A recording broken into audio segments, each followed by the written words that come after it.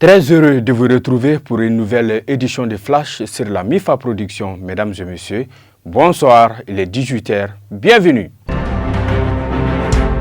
La phase finale, sinon phase nationale du dialogue intermalien s'est tenue le vendredi dernier au Centre international de conférences de Bamako et voici les recommandations. Supprimer le financement des partis politiques, durcir les conditions de création des partis politiques, réduire leur nombre. Relire la loi 038-04 relative aux associations, réviser la charte de la transition, proroger la transition de 2 à 5 ans, susciter la candidature de son Excellence, le colonel Assimi Goïta, à la prochaine élection présidentielle. Élever au grade de général les colonels Assimi Goïta, Maliki Diaw, Sadio Kamara, Modibo Kone, Ismaël Ouaké et Abdoulaye Maïga. Créer un cadre de rencontre entre les forces vives en vie de créer un consensus autour de la transition, contrôler les lignes éditoriales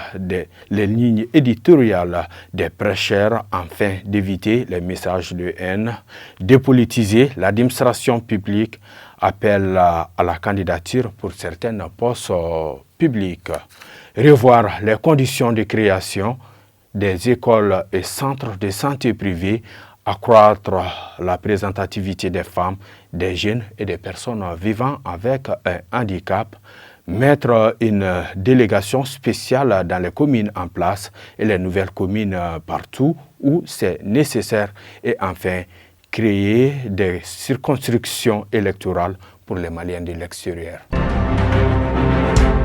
Les femmes ont lancé plusieurs opérations d'envergure, notamment Djougounini, en français, chercher l'ennemi, qui ont permis d'éliminer plusieurs chefs terroristes, dont Apouzifa, Alliance Hugo, dans la région de Ménaka. Ces opérations, toujours en cours, enregistrent de nombreux succès sur le terrain et permettent de récupérer les territoires usurpés par certains voisins. La Gambie a accueilli les 4 et 5 mai dernier le 15e sommet des chefs d'État et de gouvernement de l'Organisation de la coopération islamique. La guerre entre Israël et les Hamas faisait partie des sujets de discussion. Le ministre des Affaires étrangères et de la coopération internationale, son Excellence M. Abdoulaye Diop, tire le bilan de la participation malienne. Suivons-le. Notre pays a souhaité qu'au niveau international, on ait un ordre international qui soit multipolaire, mais qui puisse aussi être un ordre international qui soit juste et équitable. Nous avons décliné la vision du Mali et l'ambition des populations maliennes pour une paix définitive.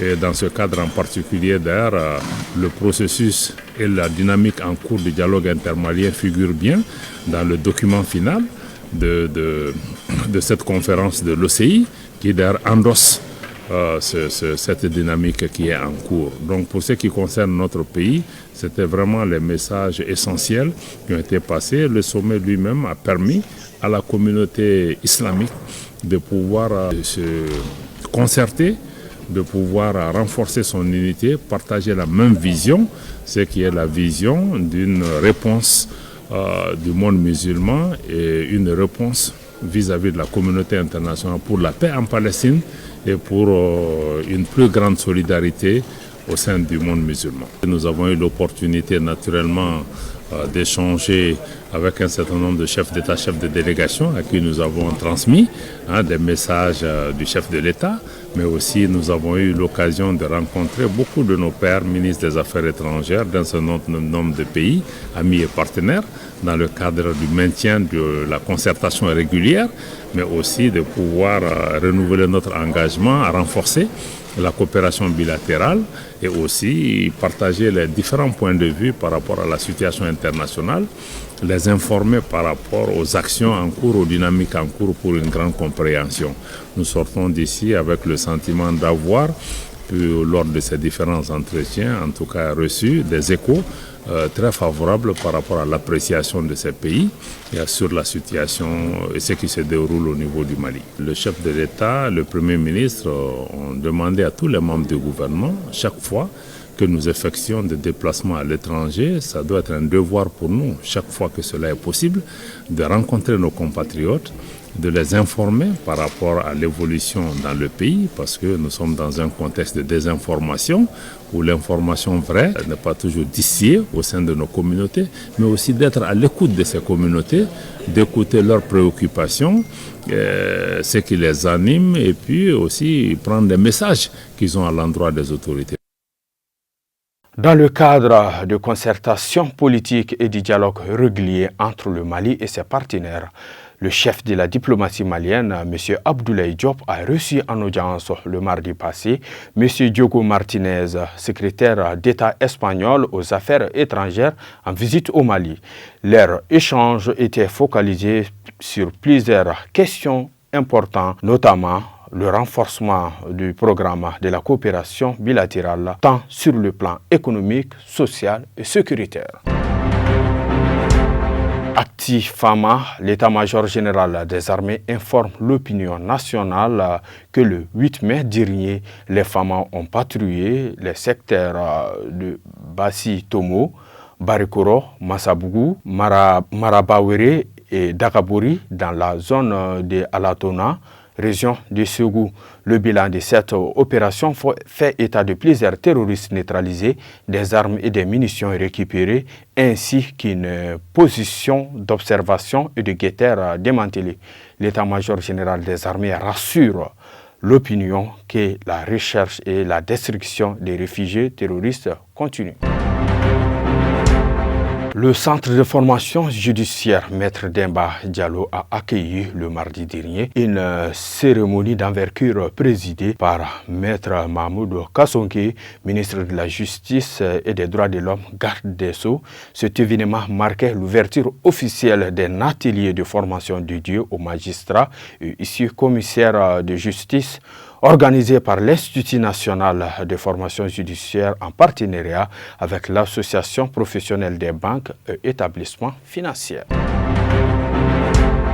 Une forte délégation militaire malienne de haut niveau conduite par le chef d'état-major général des armées, le général de division Oumarou Diarra, est arrivé le jeudi dernier à Nouakchott, en République islamique de Mauritanie.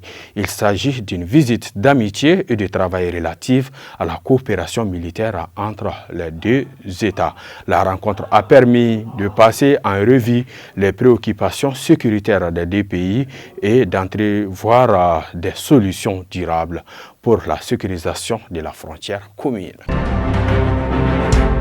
Un mot de sport, les matchs des demi-finales et retour de la Ligue européenne des champions ont été joués. Le Paris Saint-Germain est tombé devant le Borussia Dortmund par le score de 0-1. Le Real de Madrid a battu le Bayern de Munich par le score d'1-0. L'Europa League, on a joué au compte des demi-finales et retour. L'Atalanta de notre compatriote El Belal Touré a battu l'Olympique de Marseille par le score de 3-0. L'international malien El Bilal Touré a marqué le troisième but de l'Atalanta à la 90e minute plus 3. Le Leverkusen de son côté et l'AS Roma ont concédé le nul, 2 buts partout.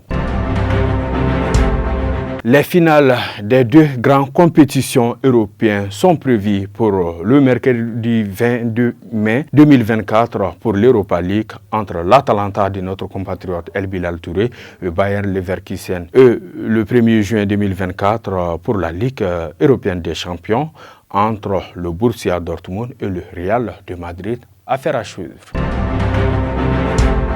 Fin donc de ce flash qui vous a été préparé et présenté par Cheikh Bougadari Makasouba. On se donne rendez-vous la semaine prochaine s'il plaît à Dieu. Au revoir, qu'Allah bénisse le Mali. Vive les FAMA.